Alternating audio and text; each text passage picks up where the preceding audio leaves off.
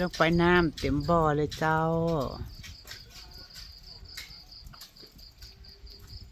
ถ้าเต็มเพียงตะพังสิได้ปล่อยออกเด้เพราะย่านป่าออกย่านป่าปีนไปเบิดเปียกแสะไปไงก็บ่ได้ลงตุ่มหักสบายดีหลับเที่ยงเด้อน้องจนสิเที่ยงละเกี่ยวหยาให้ลูกหยาให้งามๆจังมึงแน่ซองไม่ลูกเนาะซองไม่ลูกมันบ่แดดบ่ฮ้อนปากกาเสอะหยาเมื่อวานนี่ก็แม่นางเขามาแม่นางกับยายเขามาสะหยา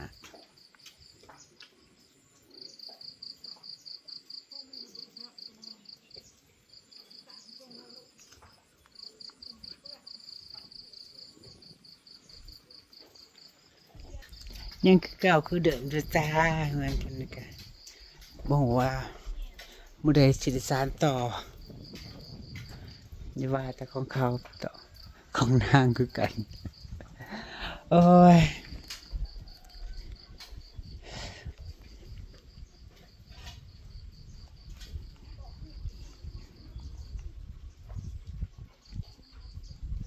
บริยู4-5 มื้อพี่น้องกลับมาพอนี่เริ่มเทข้านให้เรียบร้อยแล้วจ้ะความสูงก็ประมาณคืบไปปลายพี่น้องประมาณ20 เซนเทข้านไว้เพิ่นว่าสิให้อันเขาสร้างเท้ามาสานต่อนะแต่กะบ่ฮู้ว่าหมดได้เด้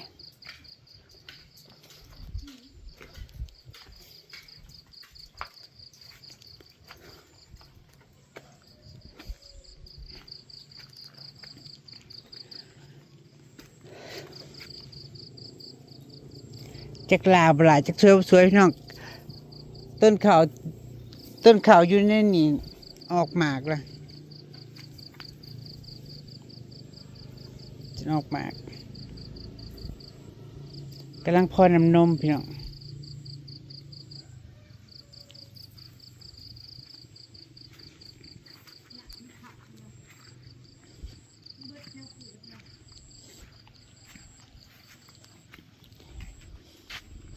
หาเลาะเบิ่งหญ้าไว้สิมาตัดแทน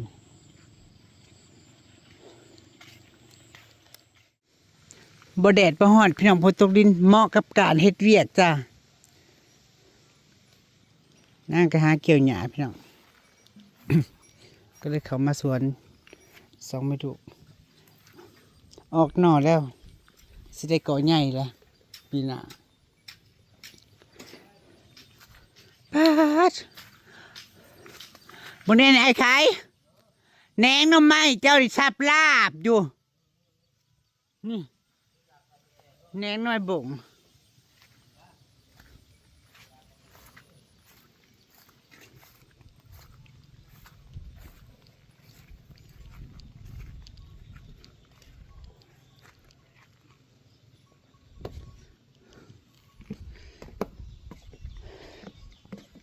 2 แม่ลูกเอือบขี้ตมจ้า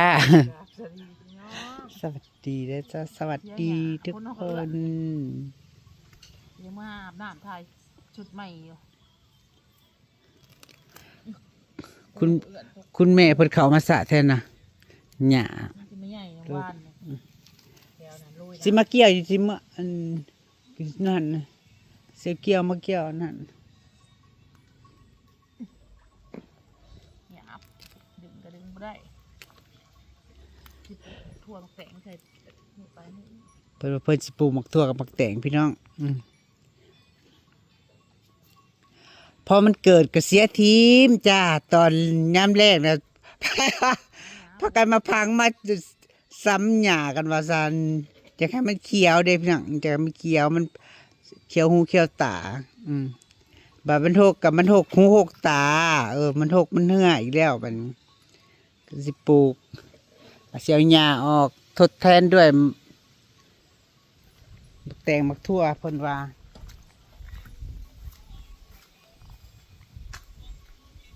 ผักตำนิงนางกับมีนางกระปลูกกำลังลามเครือขึ้น ตะเป็นน้ำนุ่งบ่ ต้นบักสิดานางยังบ่ทันได้ยกหญ้าอยู่จากคูนหั่น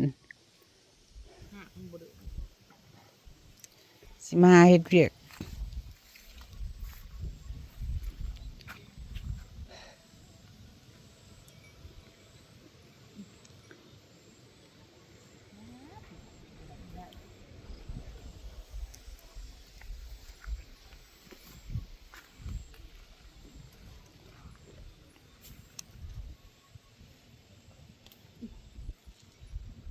เขาอีตาสิได้มาสานต่ออันเฮือนอยู่เลยอืมเกี่ยวเกี่ยวเขาแล้วพี่น้องเกี่ยวเขาแล้วมึงแน่นางก็บอกพ่อเฒ่าบ่แป๊บมาแล้วก็มื้อนั้นมื้อนี้ไปหันไปหนีมาพอเงินก็ลอยล้อลงเลย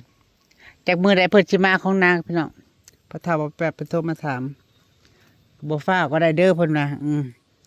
คอยเฮ็ดไปเพิ่นว่าเพราะว่าข่อยรับงานยังบ่ได้เอาทั้งพี่เพิ่นว่าทั้งบันคึมแต่ว่าสั่งเสาไว้แล้วล่ะนางสั่งเสา4 เสาไว้แล้ว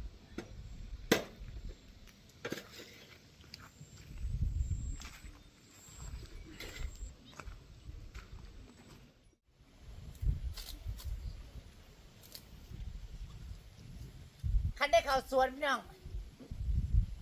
ออกยากคันได้เข้ามาแล้วนู่นนี่นั่นยังก็จะเฮ็ด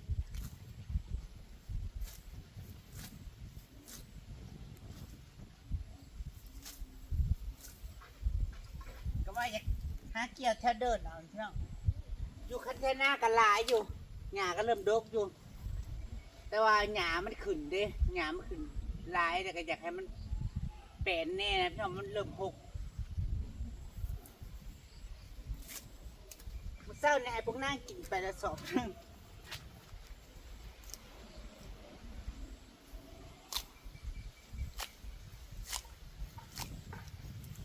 เกี่ยวให้พวกนางโป่งไม้พี่น้องโป่งไม้ก็บ่งามดอกพ่อบ่ได้ใส่พุ่นใส่ปุ๋ยมันนะเกี่ยวไปให้ลูกสาวกิน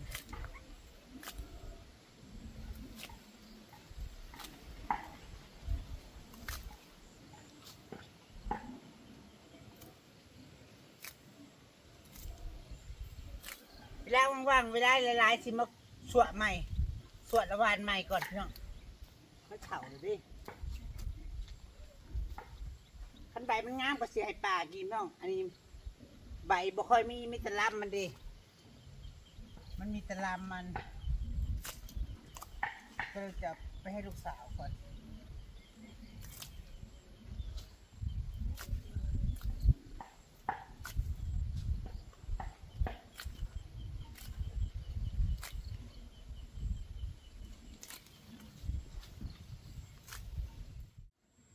ผลก็ยังปลดปล่อยพี่น้องอันนี้ใบงามอยู่เกี่ยวลงให้ลูกชานหญ้าป้อน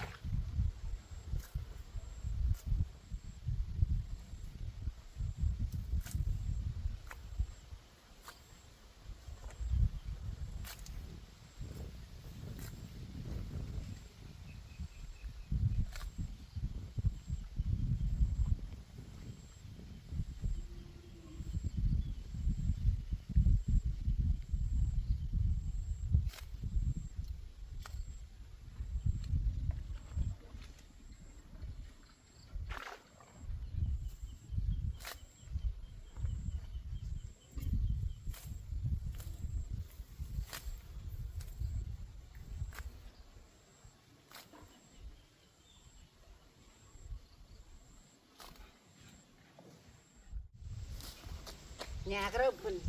หนาเลยพี่น้องเอ้ย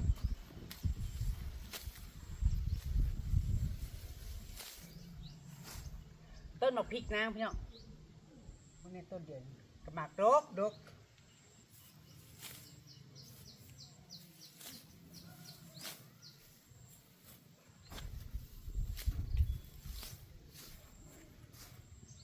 กระเจียวเริ่มออกลายแล้วพังเมืองขั้นบ่มืดก่อนสิเก็บดอกกระเจียวเก็บมะเขือไปฝากยายอันเดี๋ยวอ้อยต้นอันนี้งัวนางก็มากเลยพี่น้อง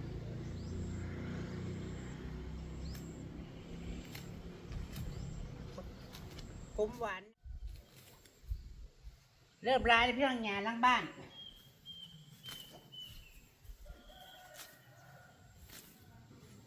ถูกแล้ว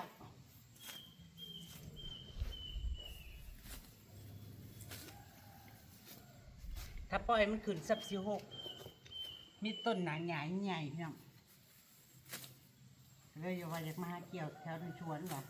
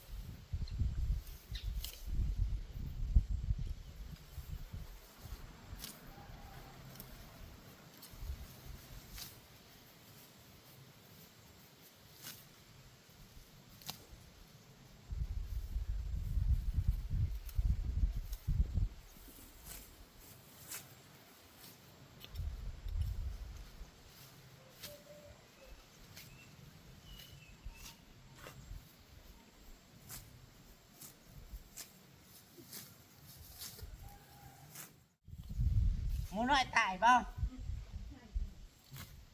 หมูยายน้อยตายเงี้ยเจ้าเอ้ย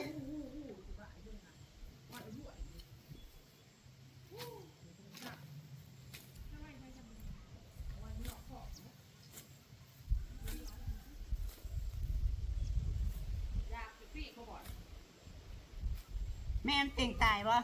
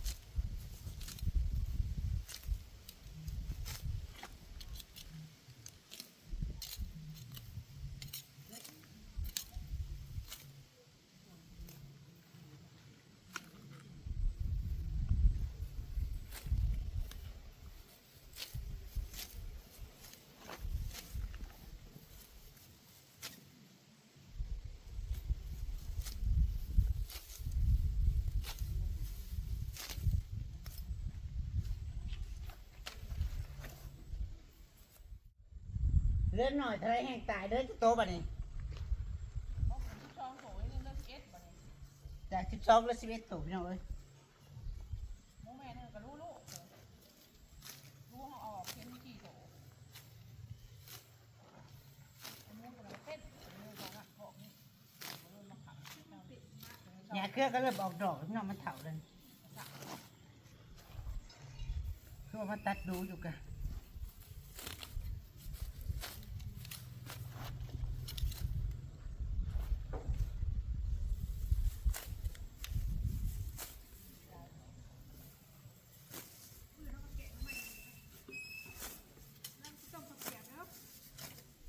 เขายัง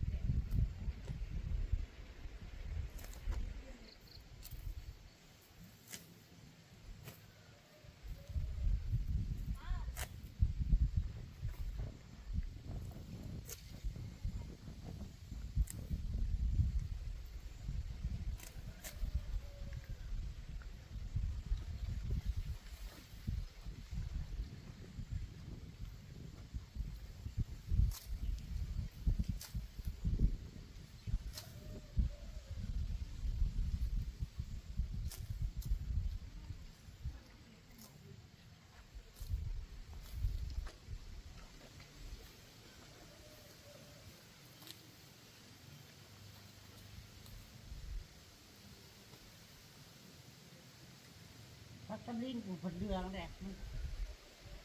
ชื่อหน้าจาก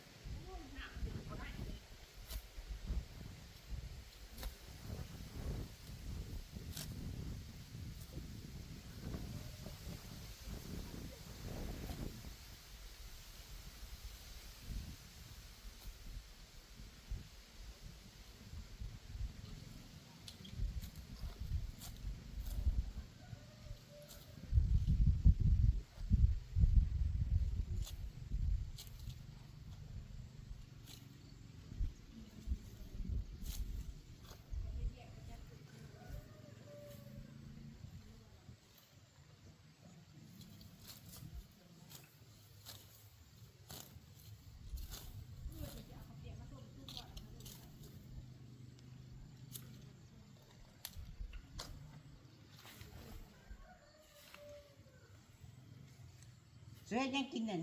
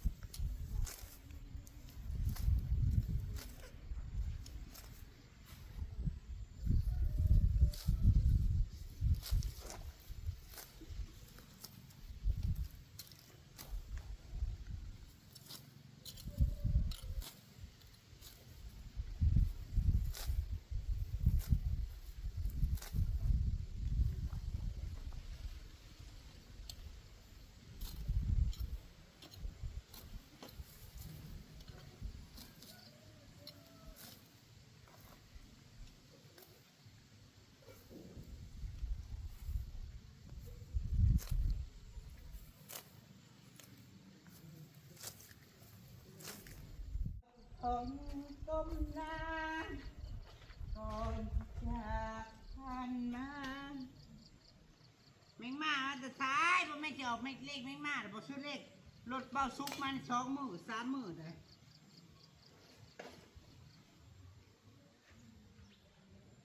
เงียบอีกสินได้สอบหนึ่งแล้วจ้าเสือเมื่อจังได้บัน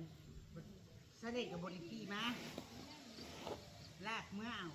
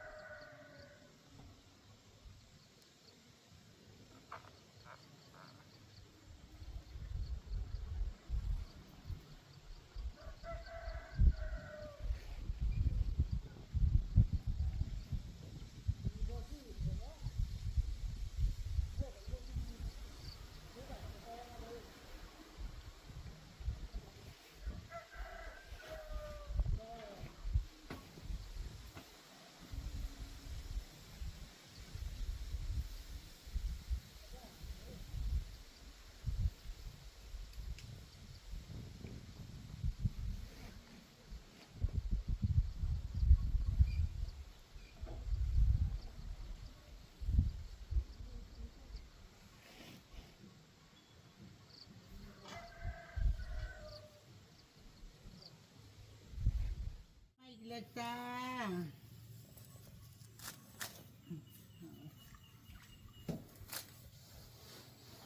ที่เขาบอกเครื่องตัดหญ้ามาตามตำรา มันพอสนิทดิ ให้กูเกี่ยวอีกแล้วตามกระเตง มากินหลายเนี่ยตรึน บอกว่าเป็นอย่างเอ็นของเรานะเป็นอย่างเอ็นบ่ได้นะ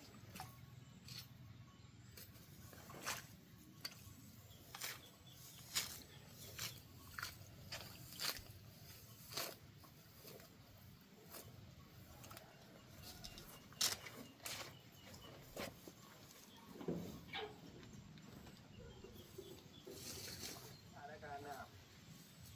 แกงเยอะทุกคนน้ำเจ๊เอชิที่เห็นน่ะการน้ำแกงกันกำลังกินกินเมื่อตะวันกินว่าเจอยุหลังจากที่มาบ้านเขาก็เอาหมอกลงไปใส่นะทุกคนใส่เอาปลาที่เขาเบี่ยงไว้งูมันจะตัวใหญ่ๆสัมผัสมันจะทำให้ทุกคนจะมาเนี่ยคือจะได้เอามันใส่โบเบิร์ตนะทุกคนที่นี่ว่าเขาจะมาใส่รักคนนี้นะ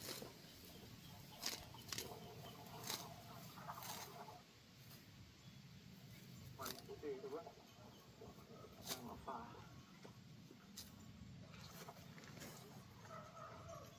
คุณครับวันมาเข่งปลาร้ายนี่เดี๋ยวให้เบิ่งหนักไม่ติดจังเลยเดี๋ยวทุกคนมันกำลังไล่เขา ยังจ๋าสั้นๆนี่เลยจ้าสวัสดีค่ะมืดไหมเดี๋ยวเราก็ตู้อยู่ได้โพดกันไป